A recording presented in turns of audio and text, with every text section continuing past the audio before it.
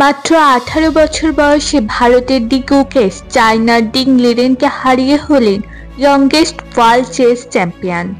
25 নভেম্বর থেকে 12 ডিসেম্বর পর্যন্ত সিঙ্গাপুরে অনুষ্ঠিত হয়েছিল 18th ওয়ার্ল্ড চেস চ্যাম্পিয়নশিপ 2024। এই টুর্নামেন্টে টোটাল 14টি গেম খেলা হয়েছিল, যার মধ্যে ডিং লিরেন জিতেছিলেন 2টি গেম, গুকেশ জিতেছিলেন 3টি গেম এবং বাকি 9টি গেম ড্র হয়েছিল। টুর্নামেন্ট শেষে গুকেশের স্কোর ছিল 7.5 অ্যান্ড ডিং লিরেনের স্কোর ছিল 6.5। ওয়ার্ল্ড চেস চ্যাম্পিয়নশিপ সর্বদা আগের বছরের ওয়ার্ল্ড চেস চ্যাম্পিয়ন এবং চলতি বছরের ক্যান্ডিডেট টুর্নামেন্টের উইনারের মধ্যে আয়োজন করা হয়।